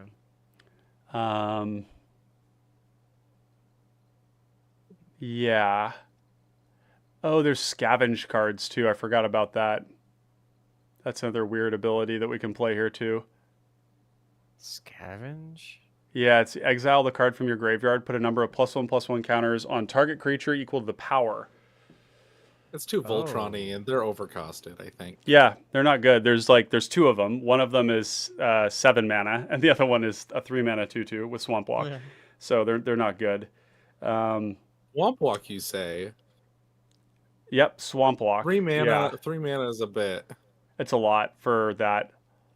But again, like I'm never casting this, right? Unless it's in my opening hand and I need another attacker. Like I want to basically discard this and use it as like a flashback spell. That's kind of like the idea. It's Which not one? amazing. The Sewer Shambler. It's the scavenge card. Yeah, it's like not remarkable. You were talking about Ghastly Gloomhaunter. You didn't know this card existed? No, I didn't. That's I love this card. if it's not in the deck, it should be. Yeah, Like, yeah. I it's not in the deck currently, just because I was I felt like I was already like Yeah. really glutted on 2-drops, but I think I just want as many as I possibly can because we're cutting the bigger stuff, right? We're cutting like the expensive things, the things that can't be played early. I just cut Blood Mad Vampire, and I think we might keep Scophos Reaver because it's just a 3-drop. Like you can just cast this, right? Yeah. And It's just a solid card. 3 mana 4/3, right? Yeah. So I think that one's good. We cut the Kitchen Imp because it's uncastable. 4 I feel mana. like the familiars are just gonna die in combat. I mean, These aren't gonna attack usually. there are other cards that are just uncastable, like a Gurmag Endler. You can't cast it before Yep. turn 5, but it's still in the deck, and I think it's still a good card. So I think that's not the only criteria. Yeah, it's not the only criteria. There's a certain number of Yeah. cards we can have that we can't cast. And like, look, the other thing is if we ever like open our hand with like a Gary or like other good cards and we're not able to play those cards out, they're gonna get discarded to Amber. Like they just will be. So we have to be kind of ruthless in some ways. Like there are going to be cards that we want to cast that we won't be able to, right? Yeah. So And- Lucifer says, "Where's the All-Star Tortex?" Is Tortex good here? Oh, it could be. I mean, it does turn on Madness, but like, Yeah, it comes out super quick, and just having that ability the entire game. draw like what if you like draw 3 3 early game creatures and you swap it out for like big ones? You just So you keep can, like- playing the very best one. I actually think that's really good. That's a really good recommendation there, Lucifer. Yeah, this is exactly the kind of thing we want to have, huh? Interesting. That's pretty genius. Because one of the things you find about these cards is when you top deck like a Dothy Horror on like turn 7, it's like still a good card, but you'd actually rather that card be just like, maybe you just reach into your pocket and you pull up First Sphere Garganta and you're like, I just run this thing out, right? Draw a card, like, you know, although we like the Unearth on this card, but like all of these like nicer cards like Gary, Tiamat's Fanatics, Troll, Oliphant, being able to go up the curve. It's just an option we have. Lucifer says, "You're welcome. I love Tortex. It's my favorite main pauper deck." Yeah, Tortex is having a bit of a revival right now too. It's pretty cool. So wait, why do we have multiple? Oh, because these didn't get tagged. There's some sort of like problem in the system here. Impact I also Tremors, do we don't- like this card? I don't know. It was one of the first things I was thinking about cutting, but it does add damage. It's a 40 creature deck. Well, I think a lot of those are probably gonna end up getting cut, like 7 or more. It's not sneaky maybe. enough. But I could be wrong. Like, your deck gotta be sneaky. That's Otherwise, something I was thinking about Tavern Brawler too. It's not. yeah, I would cut sneaky. that. I'd cut that. And then Sticky Fingers and Beamtown Beatstick. Are we? So beat Like, do stick, we really yes. I need think to give sticky him- fingers? No. Yeah, Sticky Fingers is like you get. Yeah, I don't like. Sticky Wait, Fingers keep does give you the Beatstick. card back, but, huh? Keep beat stick. Yeah, and I like Lightning Spear too. Sure. Yeah, Lightning Spear also being removal is quite nice. Beamtown But, Beatstick. Do we want to cut one of the familiars? Are we slanted enough on colors where we can get rid of one of them? I think we're mostly black, aren't we? I would cut the familiars Whoa! entirely. Do you see this? We're 68% black. That's because Oh. black is a better color. It is. Uh, It is. Oh my god! It's such a hot take, but it is. It hurts wanna to get say rid and it of hurts both, to hear, but it's truth. Black That's is just fine a too. busted color in this format. I would keep the Thunderscape familiar. Okay, maybe yeah. Yeah, that's See, Because how many things are 2 mana value and up that you want to discount? Also, maybe Raven's Crime can go. Like- I don't know if you want to test it or not. But... Raven's Crime is compelling to me because imagine this: like you just discard this kind of quietly, like you just don't make any fanfare about it, and it's sitting there. And then when you're like turning the corner, you like do your whole. I mean, in a turn cycle, if you were gonna commit to just going full in on Raven's Crime, you could go discard my land, attack, draw more cards, discard my land. You could like completely empty somebody's hand, right? Yeah. Seems strong. Seems really strong. yeah, I like that one. I like this Yeah. this piece of tech here. And- There's other retrace cards that we could play too. Siphon, Like, Life, Siphon and Soul, Flame Jab. Flame Jab seems awful. This card is so bad. Yeah, I mean it's really So is good this. and casual and going off with Uh-huh. it, and like when you have a bunch of pingers trigger and you're just like getting Dragon Mage in there, it's good stuff. What about Escape? But here, I don't know. Okay, Flame Jab controls the board, right? It's creature or player. It's good against. We were worried about TPI and like Yeah, just random Abdel tokens just to make them more accessible for like attacking. That is interesting. Yeah, I mean, killing a TPI like over and over and over and over again. That's pretty oppressive. Although, I think this deck... Oh, Fear and Intimidate are awful against TPI. Huh. Because Yeah. it's artifact creatures. Yeah, so wanna maybe just, we like, do need put to have them something for under our that. boot. Yeah, like as I described, like hold the head underwater until the bubbles stop.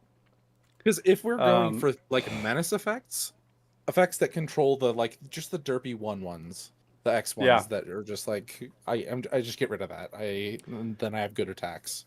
What about Satyr's Cunning? This is kind of an interesting way to like rebuild after a sweeper, isn't it? Like to start getting our triggers again. Like this isn't a remarkable card, but like it's a If you turn cut one the threat. delve cards for it, I think with our other escape cards and delve, I think we kind of have to choose.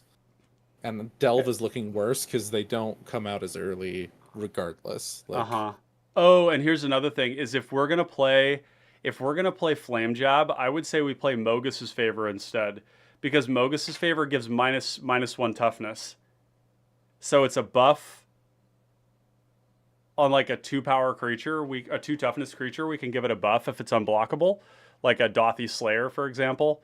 That's a 2/2 shadow. We can make into a 4-power shadow, or we can use this to kill X1s over and over again. That's kind of sneaky.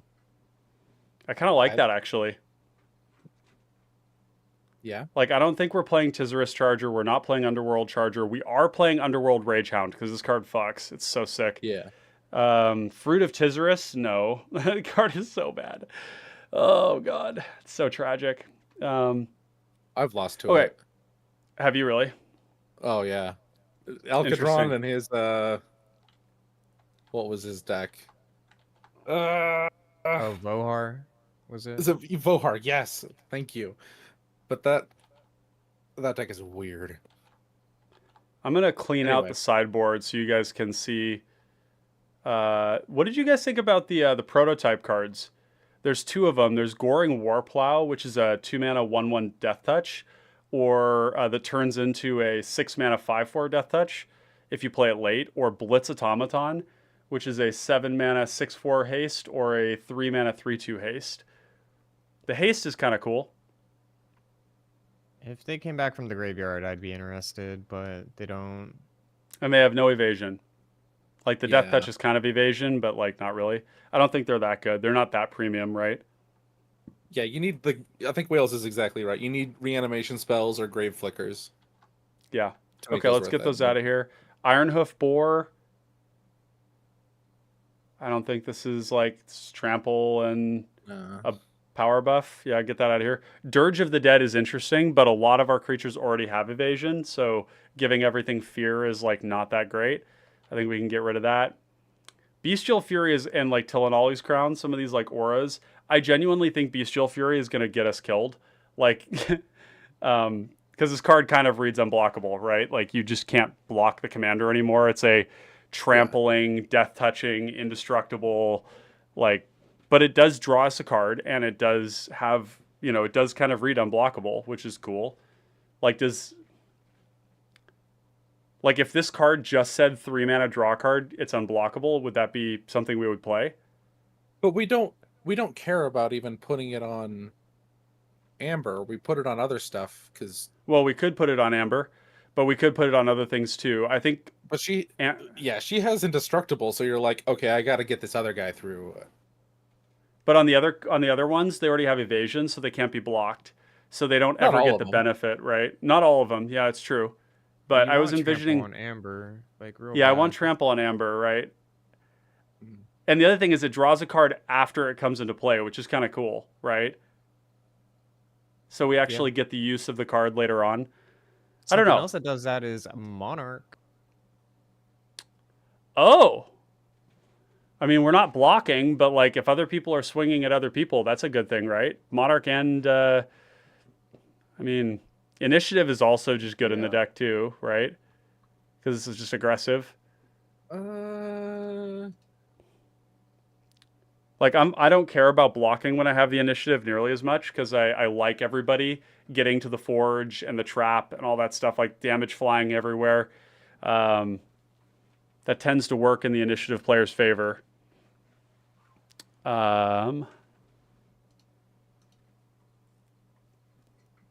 Probably need to cut some of these removal spells too, right? I think we might mean, be pretty the- low on removal already. We are low, four-mana- but go ahead. The 4-mana black dude with initiative is also like kind of Oh, unblockable. yeah. I mean, the 5-mana one has wants menace to lose the too. 5 life. Yeah, I mean and actually the red one gives haste to creatures, doesn't it? And menace. So they're all good, like all three of them. How about Call to the Netherworld? We don't So since we're not gaining any advantage off of discarding it, then it's just like an Omen of the Dead that's like it's sometimes free, but I don't really care. Well, it's about almost it being always free, right? Yeah, but so it's Yeah, the question is it doing something good? It's just Raise Dead that you can cast for 0 mana. I mean, yeah. So you carry over, I guess, one more card into your next hand that you just vomit. yeah. But you didn't have a good card in the first hand because it was Call to the Netherworld. I'd rather have just a Right. good card beforehand, not have to discard it. Yeah. That one we can put in the sideboard. I may need to come back to that one though. Sure. I don't think we're playing Gruesome Deformity, and I don't think we're playing Deviant Glee. Yeah, those ones aren't very good. Burning Inquiry, we're not playing. Messenger Speed, Trample, and Haste, we don't need that. Rites of Initiation, we don't need that. Rancid Rats and Skulking Ghost are kind of interesting. some more like evasive 2-drops. We're down to 115, and we're actually getting to the point where we're going to start having to make hard cuts. Let's get our modifications online. Haunted Cloak is like pretty slam dunk, I feel. Yeah, I love Vigilance. I don't know. Dude, Vigilance is busted. Like, if Amber has Vigilance, she's going to be really hard to punch through, right? Like, if she's just like a 7/7, like, come at me, bro. What about Briarblade Adept? I actually fucked up and that's brought maybe these cards not into a the good deck. call, but Briarblade Adept. Cutting Whisper Silk as well.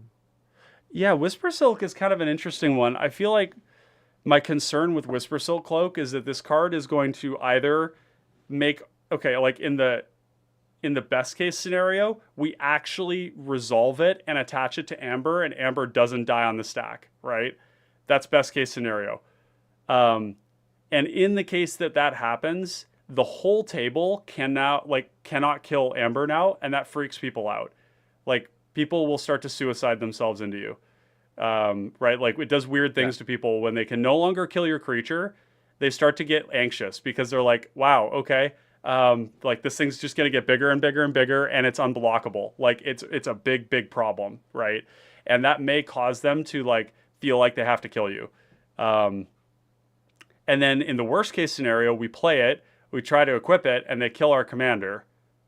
And then we like get priced out of our commander. I think this card is like bad game theory, right? Like, We do have a lot of like 10 instance things that give like indestructible. Like, this card is like, where this card is really good is when you have a cheap commander that eventually you run them out of removal with an Opal Palace, and then you slot it on. They don't have removal anymore. It's an 8/8. You know, you start going to work on them, right? I think we can cut that one though. Let's get rid of it. Haunted Cloak, great. Beamtown Beatstick seems great. Beamtown Beatstick is kind of like playing a Mana Rock every turn, which is a card that's not in hand, right? We're actually a lot closer than we thought, because I actually accidentally moved cards from sideboard into the main board. So we're at 109. We actually, we're really close. I thought we had cut Impact Tremors.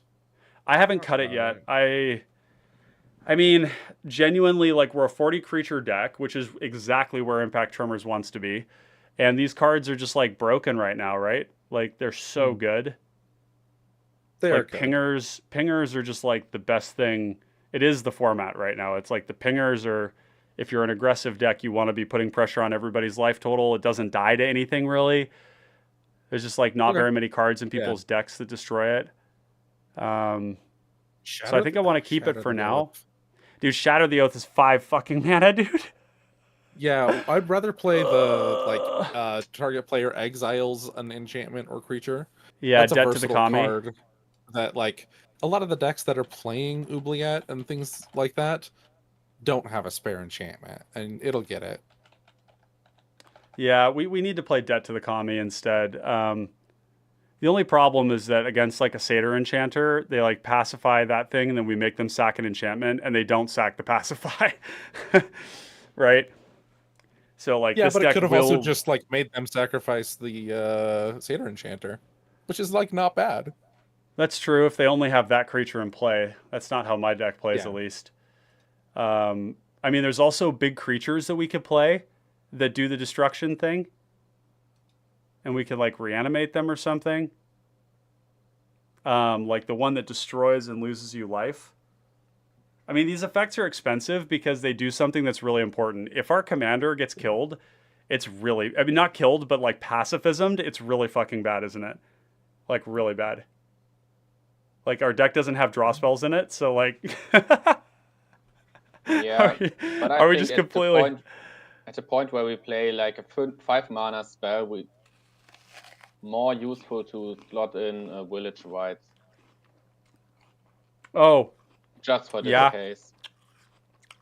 So I was thinking, the one that doesn't make you hold up the mana, we could just play Carrion Feeder. Oh, like, or Witch's Cauldron, right? Witch's Cauldron. There we go. That's it. 100%. This is where we want to be, right? This is it. On board, we can always get Amber instant speed, right? This is insane. This is protection. This is not a draw spell. This is Yeah. Yeah, Witch's Cauldron's great. What other is permanent? Oh, sacrifice. Oh god, 399. God damn it. How do we say is activated ability? How do we search has activated? Okay, I can do it. I know how to do it. So O colon, and then you do quotes with a colon inside of it. So Because the colon is what gives you the O activated ability. colon quote activated. No, no. Put a colon in between the quotes. Oh, you know, Clay actually posted about this. One sec, I wanna find this. He did it under general or brewery, and I pinned it. Thing? I bookmarked it as function well. mana sync. Oh yeah, OTAG sack That's- outlet works. Wait, Oh, as well. okay. Tag sack outlet, really? Yeah, but I mean, they might not get everything, but they are definitely quick to look at and nice dirty thing to do first. Okay, so let's try that first, and then we'll try yours second. Because I've always wanted. Oh wow. Okay. So now what we're looking for is the same thing. O colon, quotations colon quotations. Yeah. Okay. Yeah. So 134. That's better. Okay. Like, what would we be looking for?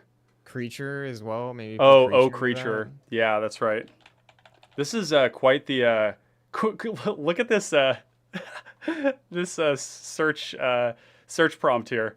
This is like still like 100. I can't read 180, just 87 cards, right?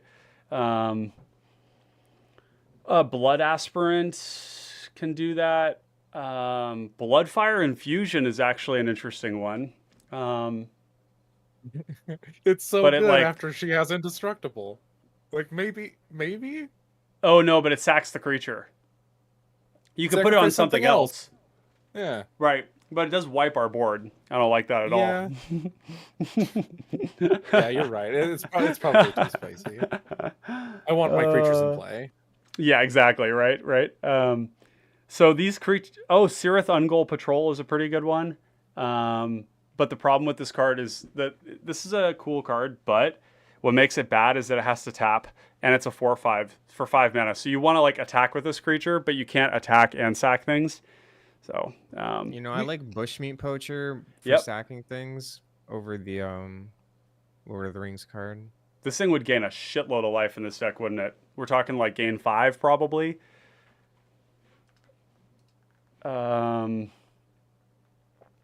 There's like, I mean, Dark Privilege is kind of interesting, right? If we put that on, the only thing is that Regenerate is like pretty bad because we don't get to go to combat. It taps us and removes us from combat. But it's mainly tapping us because if somebody doesn't want us to get the trigger, we say go to attack, and they say prior to attacks, they go to kill it. We have to sack a creature, we regenerate, and then we don't get the trigger. Yeah, I don't like ever the want to put. indestructible stuff. I don't ever want to enchant Amber. No, that's I don't just want to like- either. It's just asking to get blown out, right? Yeah. We want something on board that is just reasonable and good that can do this. Like, frankly, like even Devouring Swarm is like a 2-power flyer for 3. Is Yeah. not fantastic, but it's okay, right? Yeah, it ticks boxes that we need.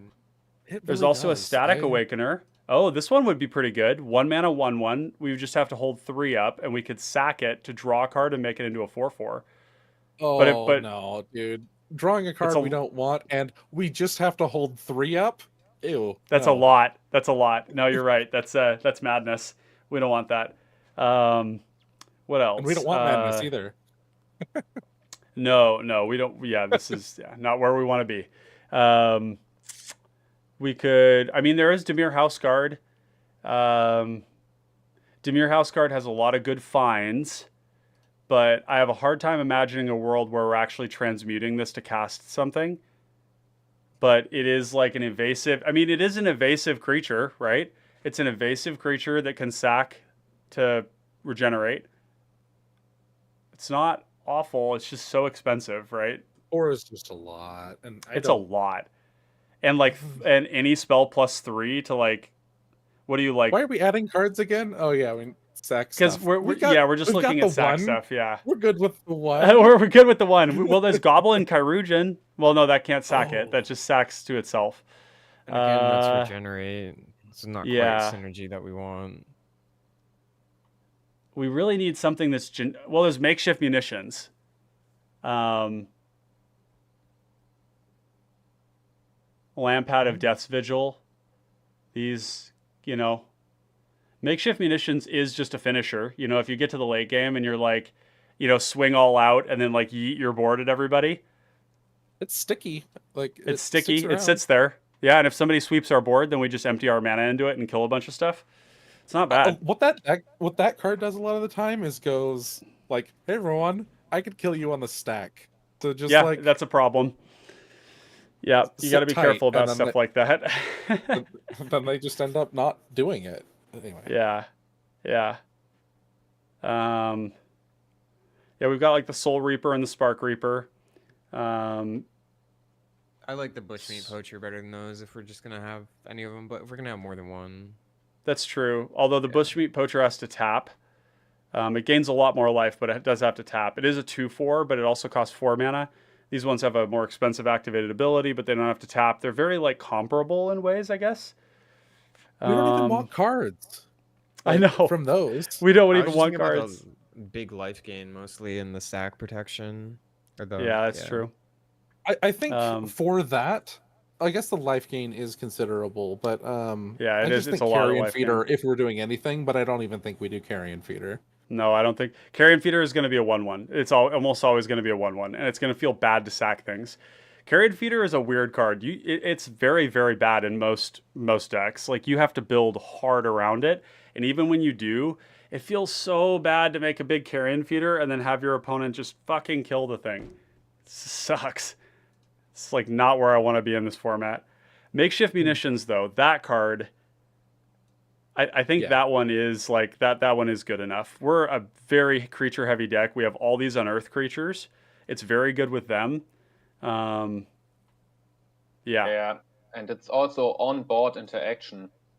Yep, so that's right. In a pinch, cut our hand, don't draw a removal spell. Someone tries to combo. We have this and can sack some like 1 or 2 creatures to maybe. Right. Okay, so we've got so we're back up to 111, which is cursed, but so we need to cut removal. I wanted to bring up for cuts, but they're both creatures. 3 mana. They don't have evasion and they don't have recursion. The Scophos Reaver and the Grizzly Survivor. Okay.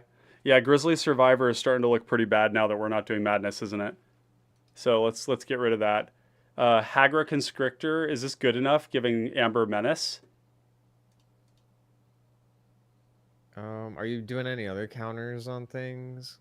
There's Gluttonous Slug, Gloomfang Haunter, Ghastly Gloom Haunter. I was mixing up Gloomfang Mauler and Ghastly Gloom Haunter. That one can.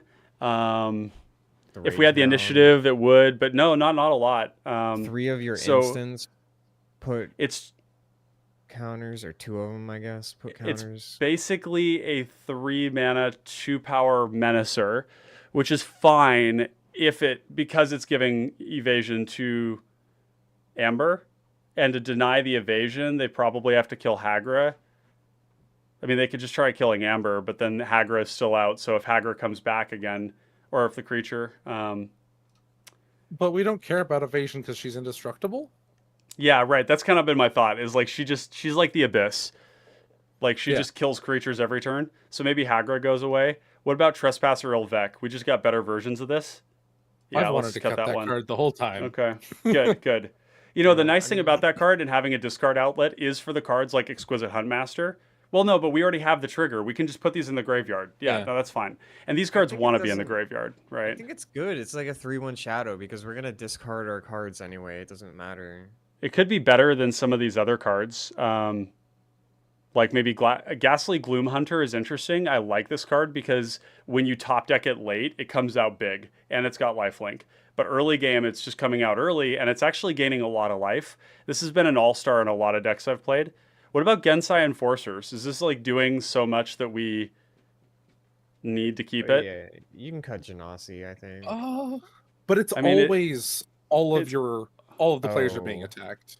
And it is like a big pump, right? Like if you just have nothing else to do, you can like push a lot of damage. It's probably important. It's just a 2-drop. It's a 1/3, so it like, attacks well. I think we keep it. All right. What's This is with the artifact dude, the flywheel racer? Flywheel Racer. Yeah. So you need Probably to tap not what we another want. creature to use it. That's what Yes. pissing me off. You're trying to play the creature pre-combat and then attack with it, but it doesn't have evasion, so it It is does prone to give dying. small creatures haste, but it doesn't have evasion. Let's cut it. And then let's find some. We're going to have to wrap things up here, but let's do MV2O tag ramp. And I just think that the 2-mana rocks are really important in this deck, right? So like You're adding Charcoal more Diamond. cards. Well, I think You're we need adding 10 more rocks. cards. I think we need 10 rocks, or 10 10 additional mana sources, and we can go down a land here, because we'll be 34 lands, which is perfectly reasonable. Scrapwork Mutt, could this go? Yeah, it could. Yeah. It's like not that Probably. impressive, Yeah. because like the looting isn't that great anymore. And then Scophos we're keeping because it's just a reasonable 3-drop. I thought we were advocating for cutting that. We were talking about it. Yeah, is that what we want to do? I'm fine with it. We've got a very low curve. Like, look at this curve. It's not even a curve. It's just a tower. A tower of 2 and 1 drops. Yeah. So let's cut it. Yeah. Yeah. 104. We are getting low on creatures. I think this is like 35. 35 is still, for what the deck wants to do, to be consistently attacking every person every turn. yeah, that's true. Is what we want. Yeah. Yeah. So then maybe the Trespasser Elvec wants to come back. And there's also the Skulking Ghost, the 2-mana 2/1 flying. Whenever it becomes a target of a spell or ability, sacrifice it. I mean, if it's being targeted by anything, it's gonna die, right? Like, so it's Yeah. like kind of a moot point. I would again think about the Blank Goblin because it fulfills 2 things: the ramping and it's at least a creature. It's a 2/2. You probably can attack someone who only would trade it and not the. But But might what are be we an ramping option. into? Yeah, that's the ramping question. on turn 3 into our general commander. And Oh, playing because it it's to turn replacing earlier. itself. I think turn 3, you're fine playing evasive creatures to just like Yeah, get that set could up be. first. Yeah, Flyjum says. Oh, interesting. Flyjum says the less 2-drops since the background is 2. That is a notable tension. That actually makes us want even like more 1-drops, right? Because then we want to be able to go on 3 1-drop, 2-drop, and then so like 1 I drop. play a Ginger Brute. Oh, Ginger Brute. Yeah. Yeah, that's a good point. So let's do MV equals 1, O tag evasion, and then we want type creature. I don't even know that Beamtown Beatstick is going to be good enough for this because we want creatures. Like Eye Collector is an option. Insolent Neonate. Or actually, Okiba Reckoner Raid is right where we want to be. That card is so good. Nightshade Stinger. Collector is a 1/1 flyer for 1 mana. It's Yeah. exactly what we want. Better than Yep. some of the other creatures. Yeah, better than the other things, right? Yeah. And then we've got Dirge is another option. And that's kind of the end of it there, but we just boosted the 1-drops a lot. Okay, so I do need to head out, but we've made enormous progress on this deck. When we started this stream, we had a much less clear sense of what it is that we wanted to do, right? Like we had all this madness stuff. We had like, in fact, actually madness was the biggest category of things that we cut, right? right alongside mass discard, discard outlets, all that stuff. And we decided that that's not what we're doing. Yeah, the reanimation went down too. We got much leaner and lower to the ground in terms of our mana costs. We got better removal, which I think I'm still going to cut some of this removal because I do think that this deck like doesn't need to play as much of it because we're going to draw so much. And I would rather have threats more often than not than creatures. I think that we've vastly improved the curve here. Some of the tech around like Witch's Cauldron is really important. The Raven's Crime will be very interesting to try out. I'm really happy with where we've gotten here. And I think that these next cuts are actually going to be remarkably easy. Like I'm going to try and get Return then? Oh, no. I think Dread Return's going to be busted. I think this card's going to be crazy. Like, there's going to be these turns where we go, like, I don't know, like, attack the table for a ton of damage, like, loot away, like, a Gary. Maybe people are tapped out, and we sack some, like, stupid one-drop bullshit to Dread Return, and then Gary the table and win. Yeah. It's kind of the thought, at least. Yeah, that's okay. That's probably fine. Yeah. Anyway, I'm holding you up. Yeah. No, it's fine. No, I was just kind of thinking about what you're saying. I'm not in a hyper rush, but I did want to call things, and I've got my partners running over to drop some food off. So, yeah. Well, this has been awesome. So it's really, really fun to do this live stream with you guys. And frankly, I think I'd be kind of like really lost in the woods on this one without like your guys' critical eye taking a look at it. So, Christian, Wales, Lawbert, thank you so much for hanging out with me and helping me with the deck. It was fun. Yeah. Yeah. We get a good chance here to shout out your stuff. Lawbert, you want to tell people where to find you first? Just type into the browser there on YouTube, Lobbert, Lobbert, and I'm sure you'll find everything that I make. I make edited, like what do you call it? Playing with power like Pauper Commander content. It's fabulous. We've got a bunch of you've got a bunch of stuff that you've done lately that has been particularly and good. The protection video was a great example of that. Go check that out. It's a great video to put it on in the background because it is long, but it's comprehensive. It covers all the fogs, all the protection spells. The link is in the comments there, and it's a great video. And we're going to be putting out a video collaboratively here shortly. Some great narrated gameplay. So definitely go make sure to like, subscribe, and follow his content. It should be Friday. Friday? Okay, cool. I'm hoping. We'll make that happen. We'll make it happen. It's all on me right now. Yeah, and then Wales and Christian, anything you want to shout out before we log off? Nope. No. Awesome. Well, for those of you watching, I hope you enjoyed the content today. I hope you enjoyed the video. And if you did, make sure to do the free thing to support content like this and let the algorithm on YouTube know that you've enjoyed it by liking, commenting, and subscribing if you aren't already.